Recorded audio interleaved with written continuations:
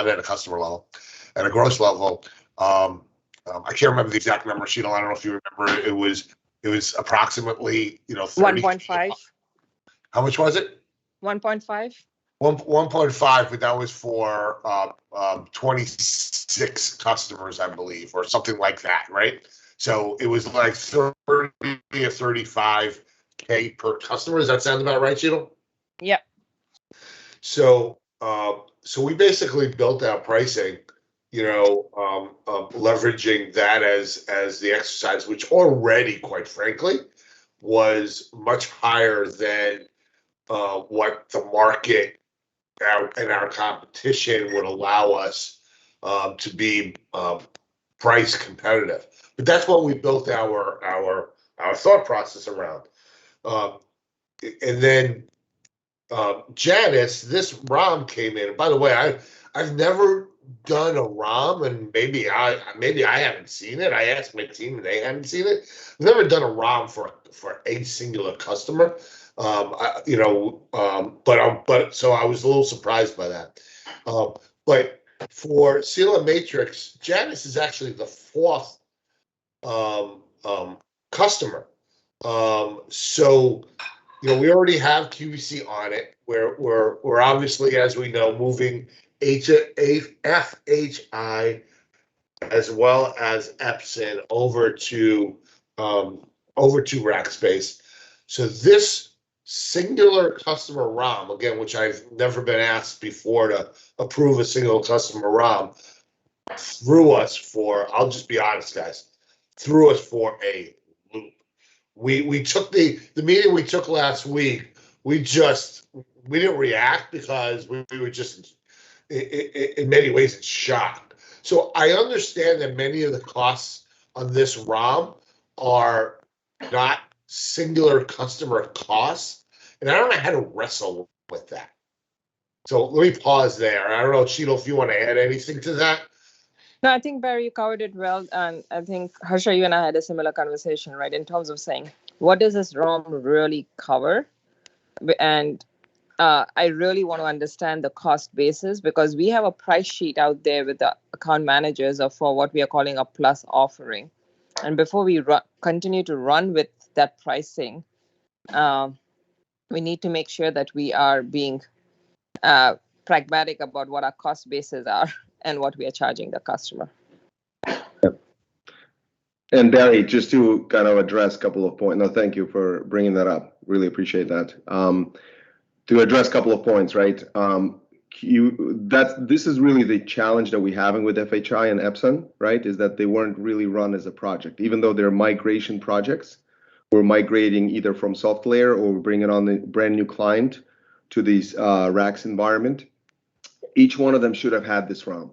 Now, the reason why they didn't have this ROM is because they were submitted as operational tickets for the team to work on, right? So clearly, that's why we've had those challenges with FHI and Epson constantly, right? There's no PM.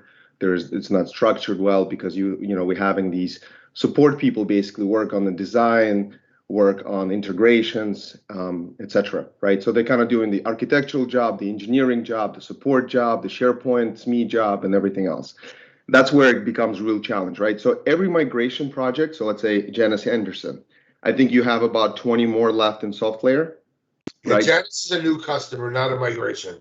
Correct. Sorry, yes, they're migrating to Rackspace from whatever environment they're on today, I think, which is on-prem, right?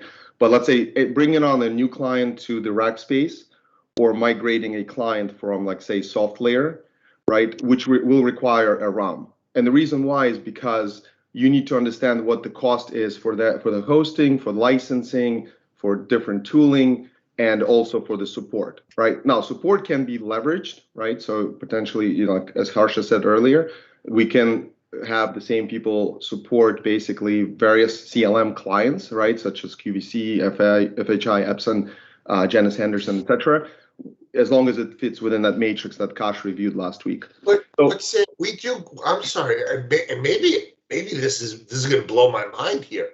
Go ahead.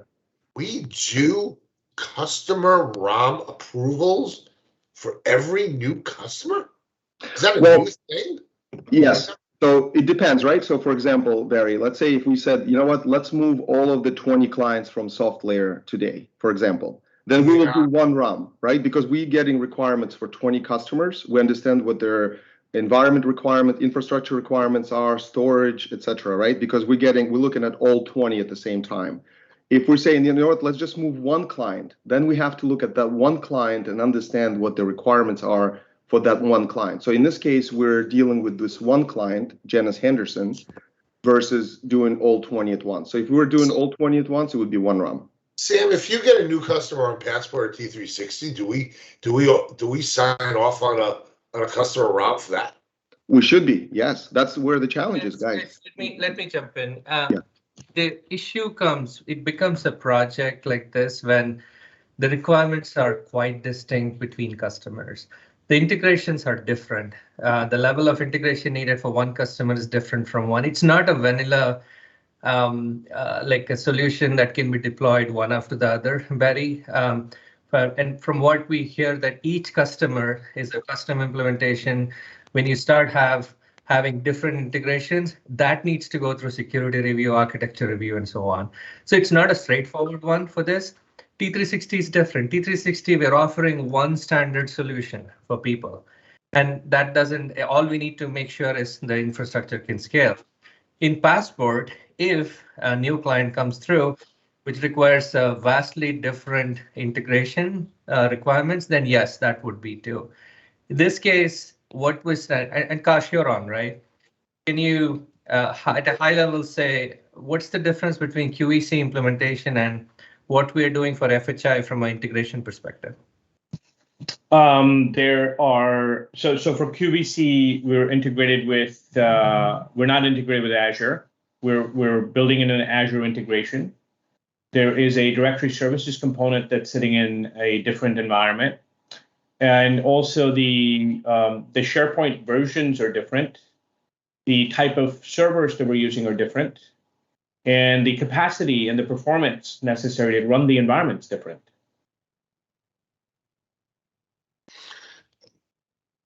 I appreciate that.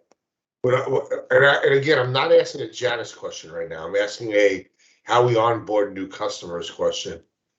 I've never in my, at least I haven't, and I don't think my team has. And Rich, Mark, tell me if I'm wrong, but I've never seen a singular customer ROM that we have to approve. And if that's the case, I don't know how to do pricing.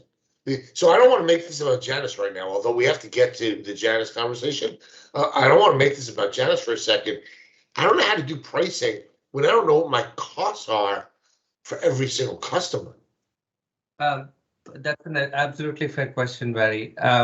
That's why T360, because it's a SaaS solution, everybody gets pretty much the same functions.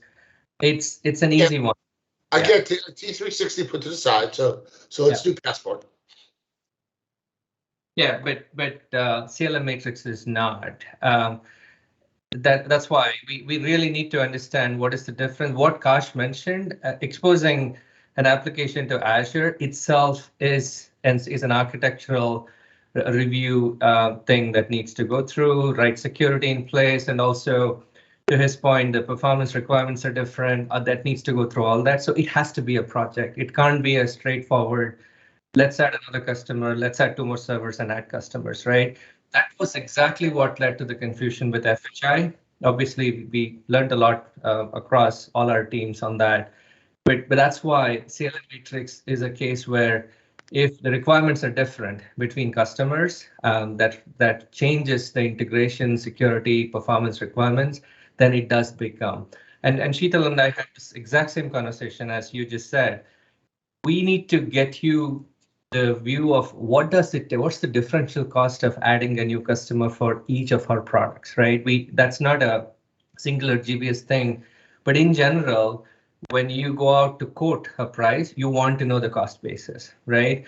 It's important. That's why it's important to break down this ROM as what is it taking to add this customer, take out the labor from this, and then say the labor, the component of labor that goes into adding this customer is, say, a quarter or a fifth or a third, whatever it is.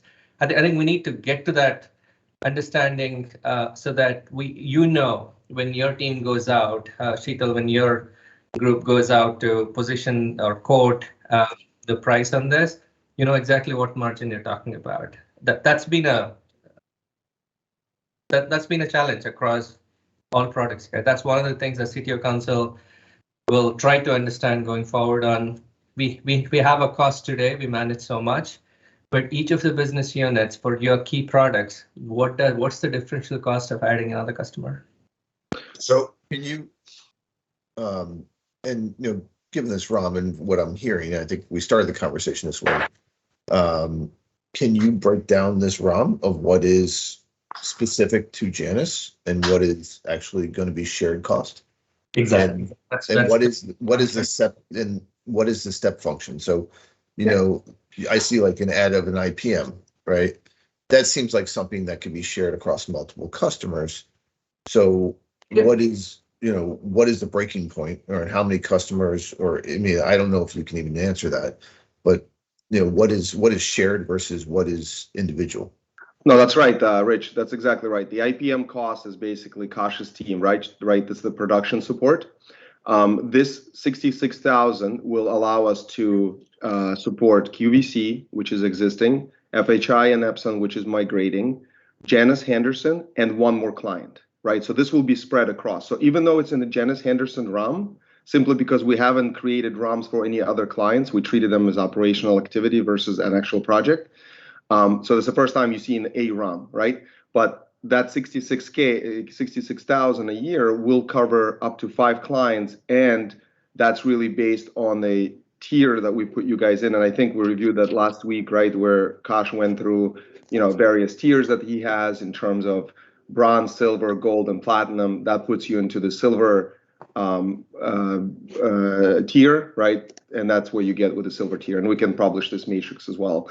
So assuming that we don't start getting, 5 incidents a week or 3 incidents a week or whatever else, unless the workload significantly increases, right, and you're still within the silver tier, that's the 66K that can be spread across basically 5 different clients. So you're not going to be charged 66,000 every time you onboard a client, right? But since we haven't charged you previously, so basically you're getting QVC, FHI, Epson support at no charge right now, right? That's a challenge, guys. That's where the teams are stretched because they're supporting. I think that's the confusion here. Right? Yeah. And well, that's part of the confusion initially. Rich, that's part of it. Yeah, that's only part of it. Yeah. And so that understanding is good. I think we're catching up for costs that we should have absorbed earlier, should have understood earlier, and now we're just calling it Janus, and it looks weird because we're the revenue doesn't match the cost, right? Yeah. So that's a better understanding.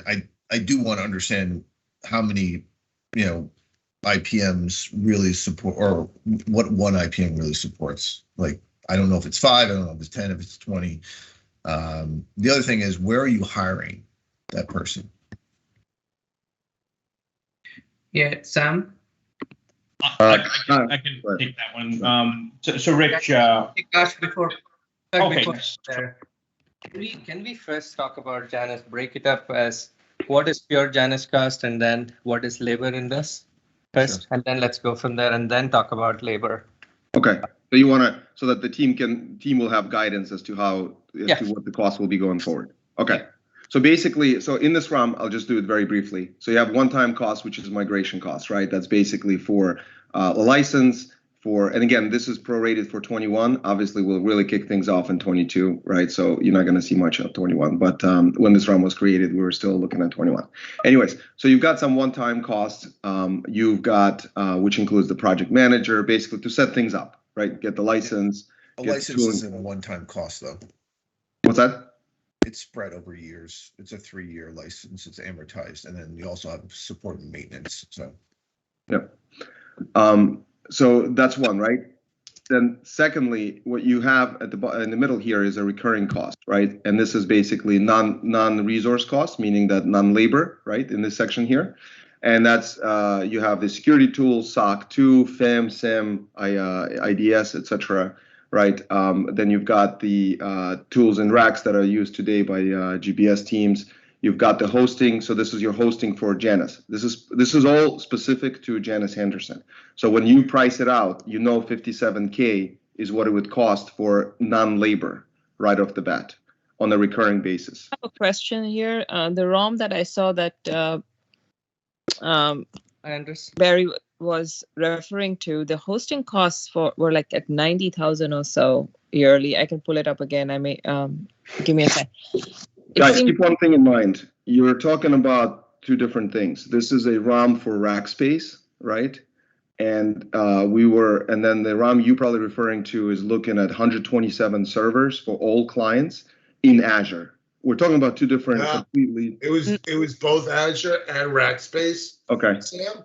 In fact, the ROM we have from you guys from that, Azure was actually more expensive than Rackspace. Slightly, not a lot, but it was a little more expensive. Right.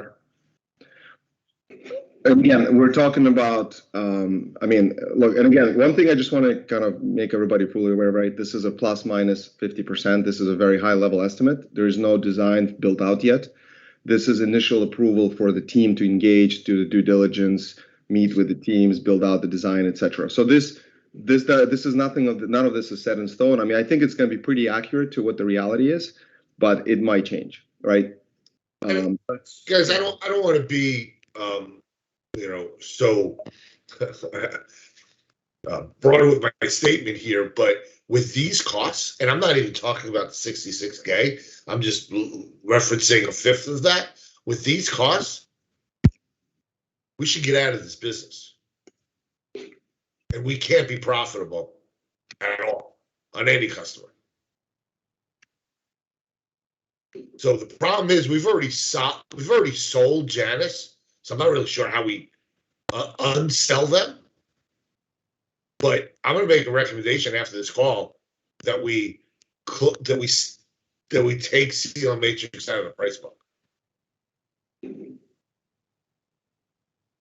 don't know how else to say that. Am I being dramatic? I don't know.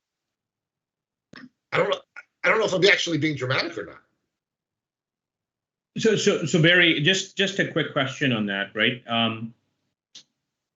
Do we there are options to kind of consider there. One is the SOC 2 requirement. Since that's a requirement, that's what changes a lot of the discussion, right? We're kind of highlighting that we need a compliant, controlled, and an environment that has all of the processes and should I say stringent controls in order for us to exist in that environment. And that's really what Rackspace provides. You can go very cheap if you don't have those type of controls and those type of requirements. So I guess what I need to understand, Kosh, is a per customer analysis of what a SOC cost would be and a non-SOC cost could be. Because if it ends up being that big of a difference, okay, I'll put SOC in the price book. I've never seen that happen, but I'll put SOC in the price book if that's what it takes. Again, I don't know if I've ever seen that, and I'm not sure if there's anybody else in WK that has that. I've never heard of my competition doing that, but if that's what it takes to be profitable, Sheetal and I will figure that out. But what I need is, again, I want to separate Janus from go forward business, and I know we're mixing the two. And unfortunately, I have to run to a meeting right now. But we need a per customer, not a singular customer price or cost, I should say. And guys, I apologize. I'm a judge on a project right now that I have to attend, so I do have to run. I think we're going to need more meetings on this. Yeah.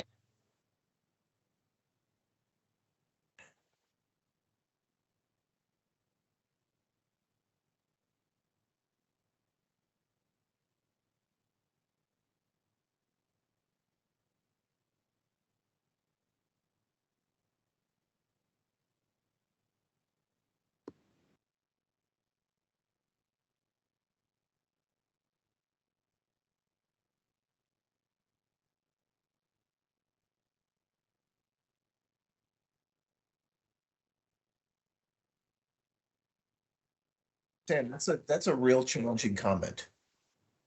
Because I wasn't able to hold off on the budget to wait for you guys to give me the right detail to actually make consumption choices.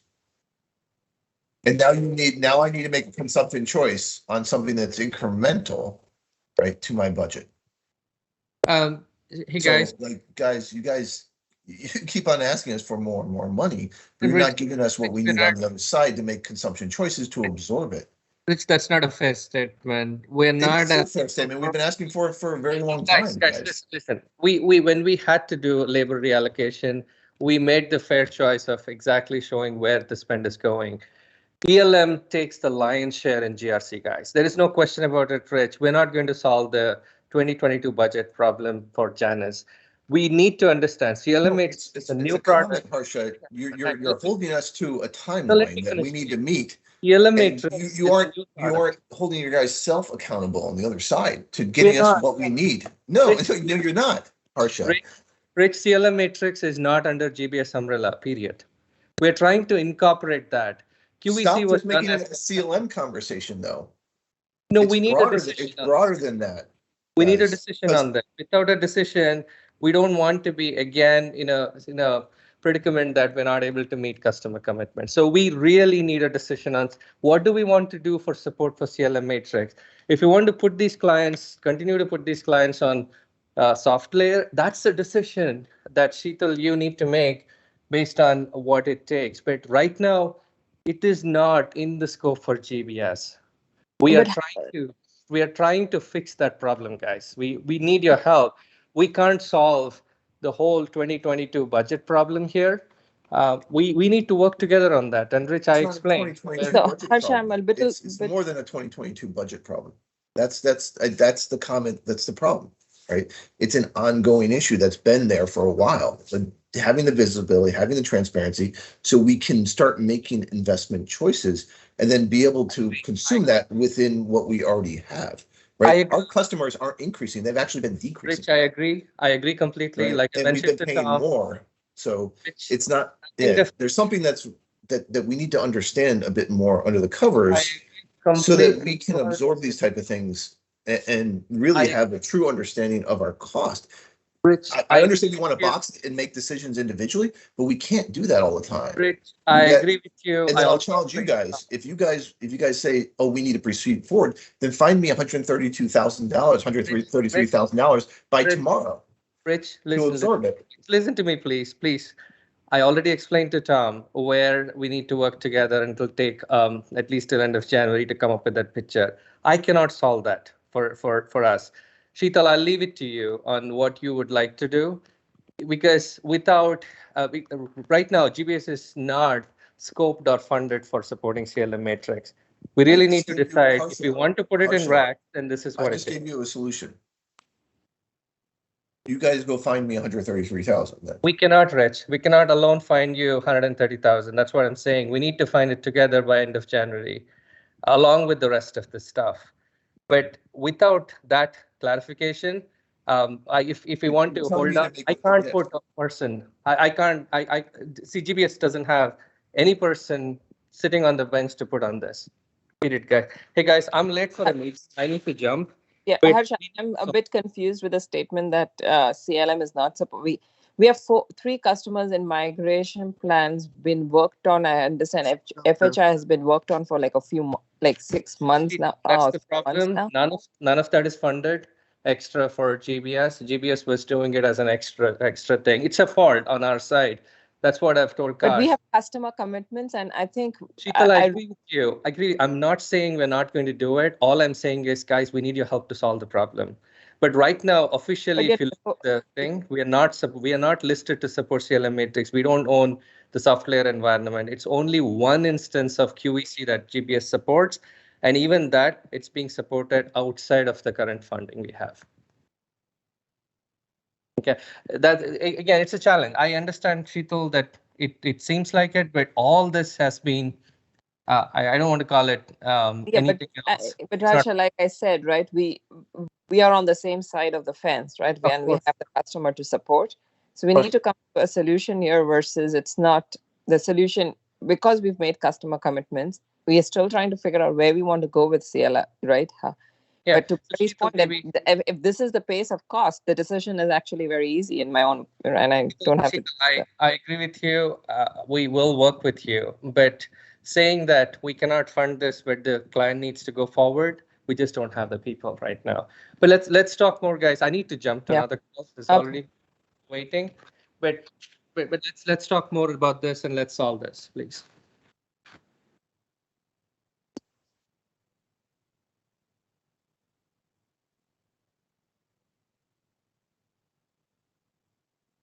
Yeah, but Sam, at this, what I would really, we'll have to find the dollars somewhere, right? Or figure out optimization. We cannot put the customer stuff at risk right now. We need to be partners here and work towards the common goal of making sure we have a commitment to the customers right now, right? So I appreciate the partnership till we figure out how this is going to be solved for. And to Harsha's point, there have been mistakes made on all sides here. Right now, yesterday I had a first conversation with an account manager. He has a price sheet that he's going out selling racks for upgrades.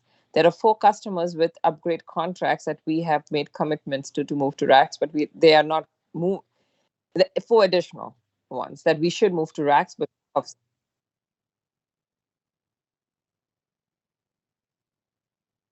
yeah.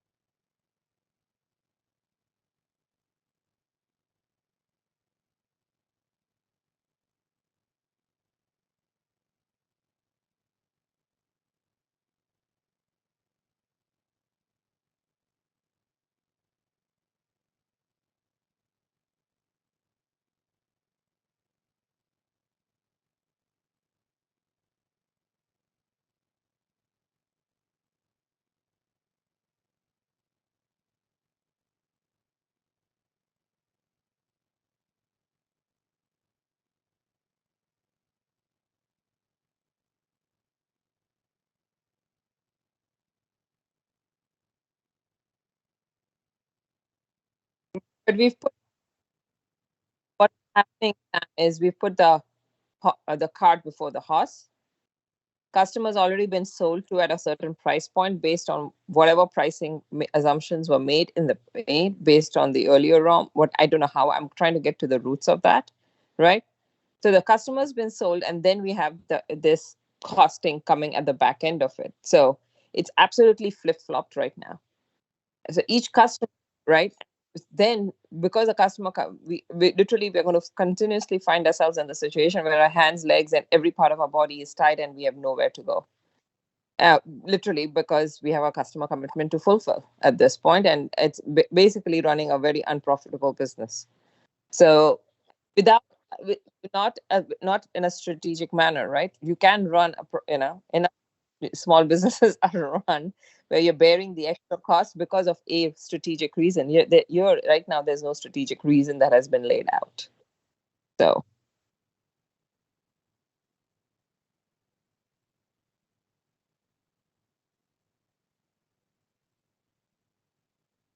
exactly.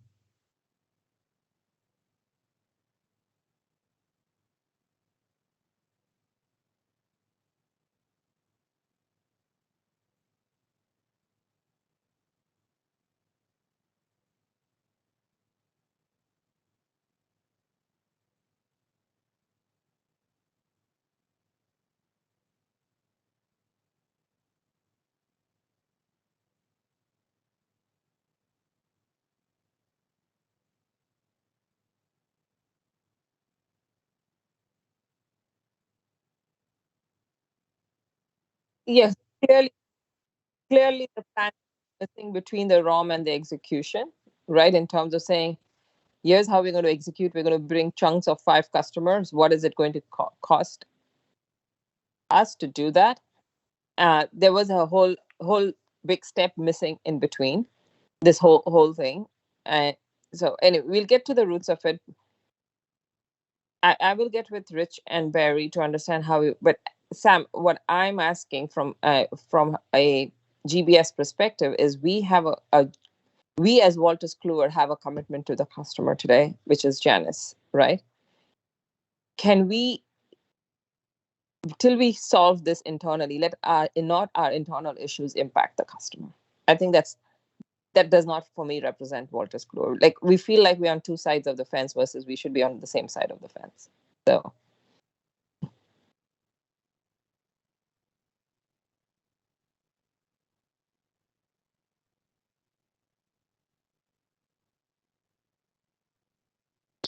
So I wanna jump in here just a second. Chito, you've got to understand. I'm going to share something with you. Let me just bring up the link here.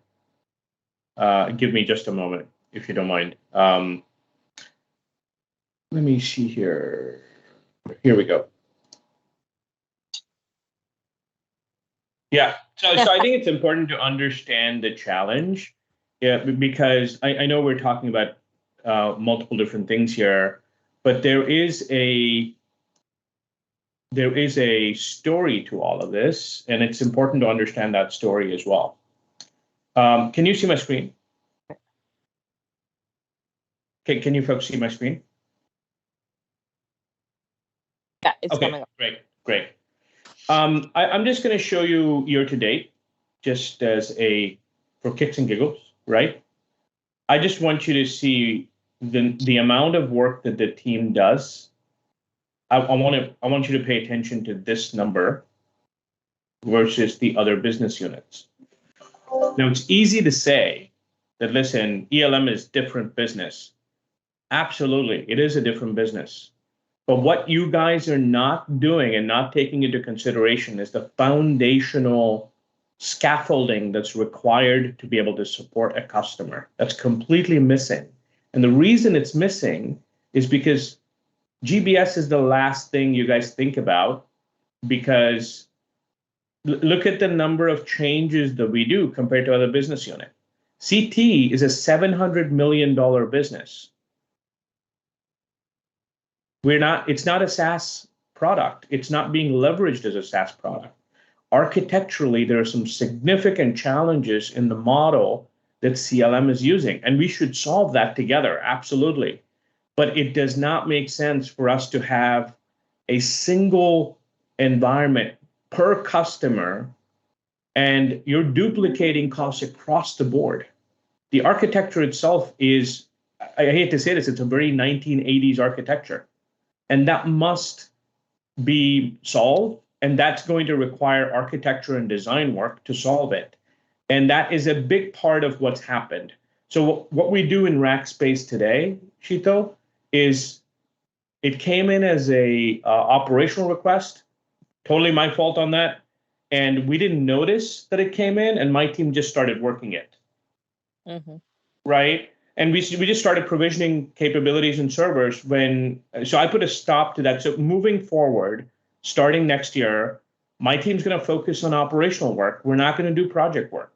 If we need to do project work, I can't afford to do project work with this kind of work coming at me. You see what I mean? It's night and day compared to the entire environment. And this is the visibility you guys have to understand. The challenge that's taking place at the ground floor is really this. I mean, Sam, I don't know how else to put it, right? You know what challenges we've had, right? And I can provide you this visibility down to the per ticket level, and I can trace it back to the work, and I can even trace it back all the way to each release.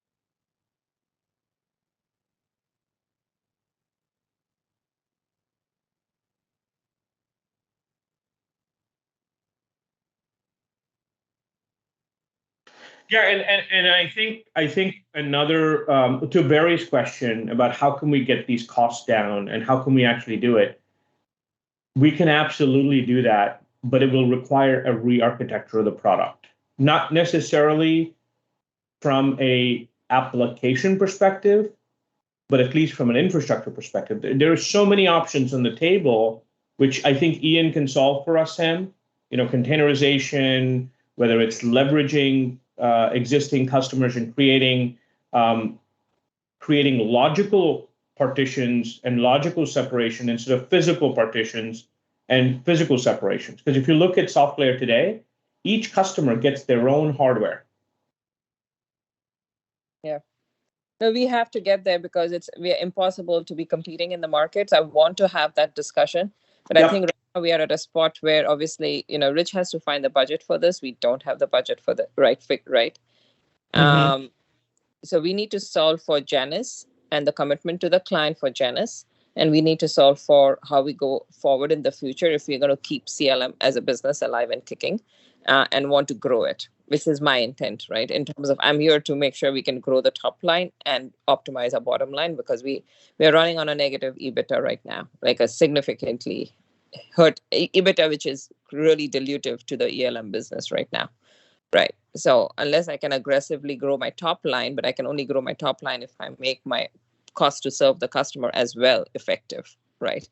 So it's all together. So I really want to work with the team on that, but I need to show what I'm realizing is I'm drowning in issues. I can't solve the top line when we figure out the things we have committed to the customer as well, and I'm creating more issues in the market if I'm not going to keep my customer commitments and if I'm going to be dealing with attrition.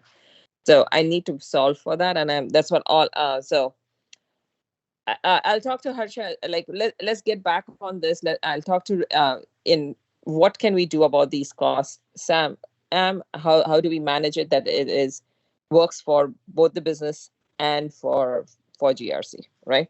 So Sam, just a real quick question. If we can we move to bronze?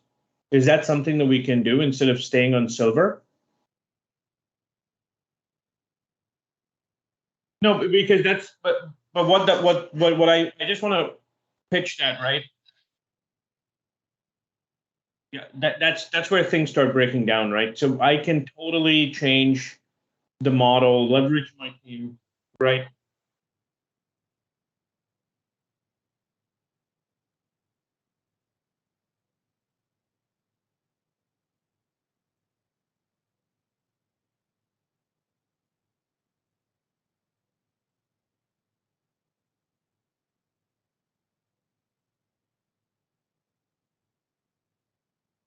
Yep. Yeah. To give you a perspective, we sold this so 137,000 ARR. That's what this has been sold at, right? Our cost for technology from the GBS side itself is 132,000. Even if you distribute that, right, we are still, the 57,000 plus if I add another 20, if I distribute the 66,000, right, we're still at 80,000, right? The one thing to consider, and again, Sheetal, I'm being completely transparent here, right? The other thing you could do is you could go directly to SoftLayer and say, hey guys, give me a solution where you can support me for SOC 2. And the US, I've been told they've been down that path. Oh, really? Okay. SoftLayer in the US does not support SOC 2. IBM SoftLayer in Europe supports SOC 2. And that's another discussion we need to have, Sam, in terms of the 2 European customers and what it means to move them to the Netherlands. So we have that discussion to have as well. I'm surprised because I architected several environments in SoftLayer. I'm 99% sure IBM SoftLayer supports SOC 2, Sheetal. Really? Okay. Yeah. That was told very clearly by the team, and I don't know it personally. I'm not a technologist. Let me see if I can find some information on that and send it to you. Yeah. Sure. That might help you. Yep. Thanks. Thank you. Yeah. And can you tell me what region you're in?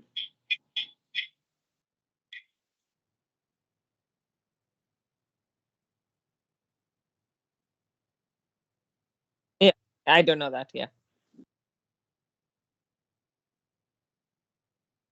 Okay, sounds good. And well, here it is. Actually, I just found it. Here you go. This is the SOC 2 report for availability, and this is an older report, obviously, but it is fully SOC 2 compliant. And we can talk to Nate. We actually have a IBM account manager.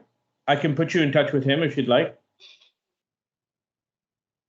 Absolutely, absolutely. I'm 99% sure it's SOC 2 certified. And here's the latest link. I just found it. Yeah. Take a look at the latest link because But Sam, here's the curveball, and I'll throw it at you. Right, we are already on our way with FHIQ.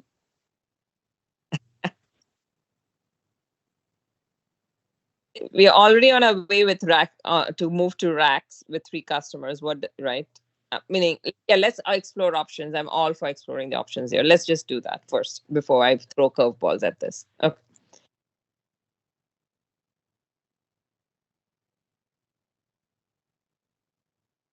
Correct. Yes.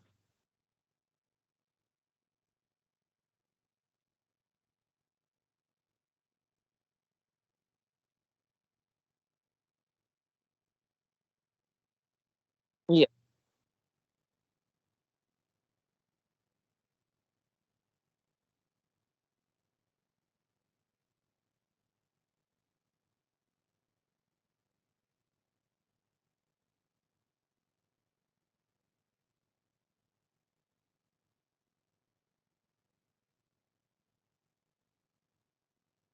Yeah.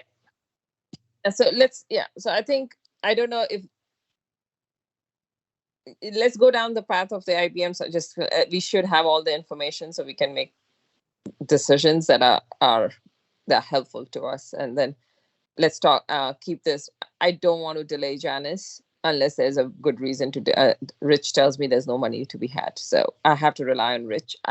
Don't know where the budget's set right now, so okay.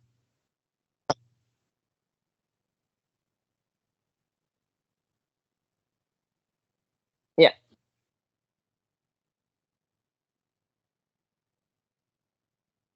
Yeah.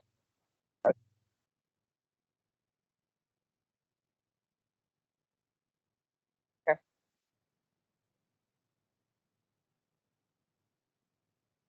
Yeah, no, let me have a conversation with Rich and Barry, and I'll connect with Harsha.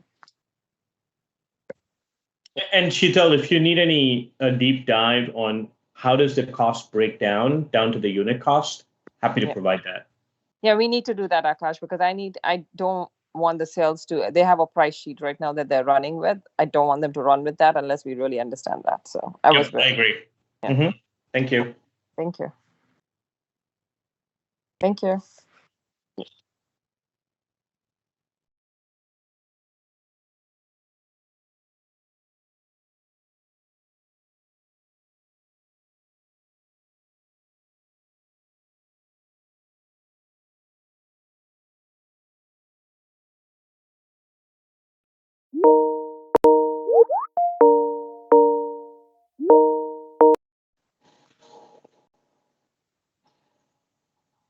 Yeah,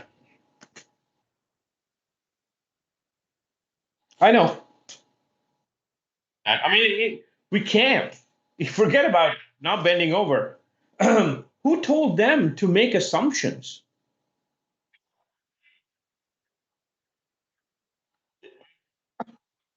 Barry doesn't understand technology. Yeah,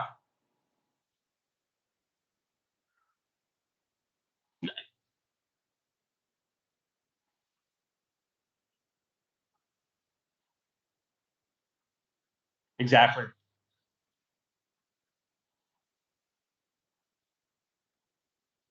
All they needed to do was to sell CLM Matrix to their clients using a leverage model by working with us.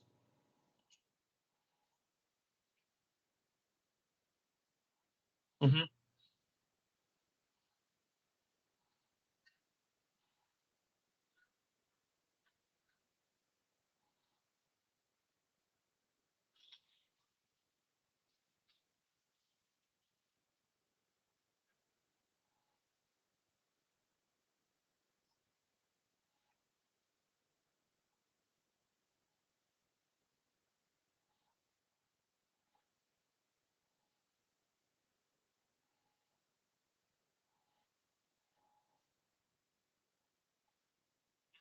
Yep. Mm-hmm. Yeah. By who? Oh, really? Yeah, yeah, 100%.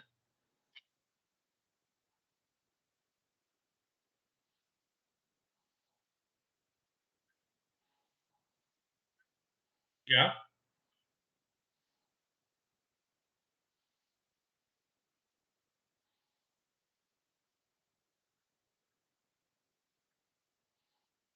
What did he do?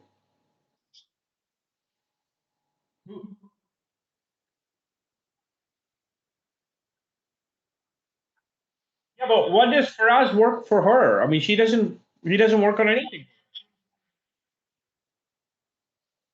What?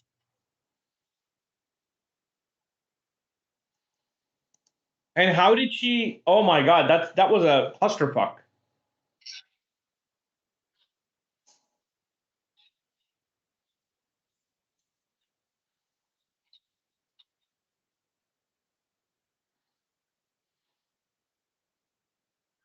Mm-hmm.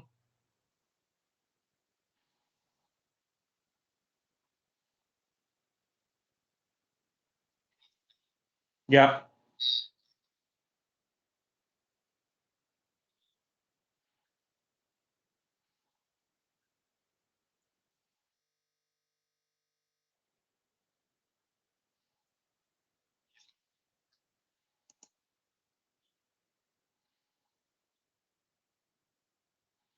Interesting.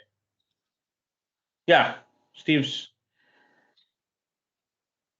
Oh man, she's been with Walter's Kluwer for 6 years.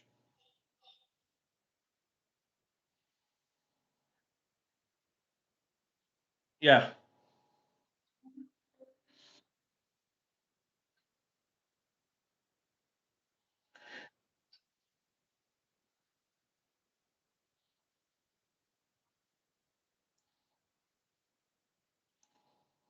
Yeah.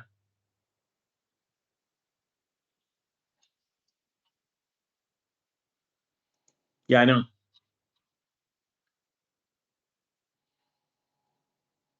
No, I agree. I totally agree.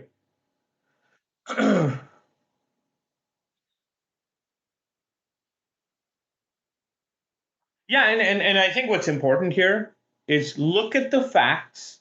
I can give you my unit costs. Even if you look at that cost model I sent you, Sam, you still there? It's super simple. Open up. I want to show you one thing, and then I'm gonna go. Can I jump in the shower with you? No, no, no. All right, later, brother. Yeah, I am not. I, I can't. I still can't believe you. I still can't believe you. I didn't connect the dots, I promise you. I really thought you got the promotion and I was really so genuinely happy for you. Uh-huh. I do. I did. I was so happy for you. I was like, man, that's awesome because we can go out for a drink, we can celebrate. I was like, oh fuck, he's totally lied to me. Rajesh Nayak. That's awesome. That's awesome. Let me know. You should go one-on-one with him.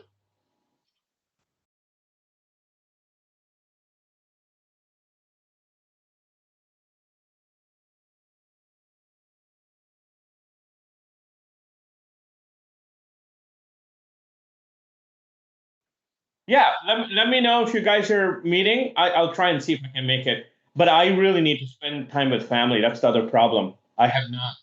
No. All right, brother. Later.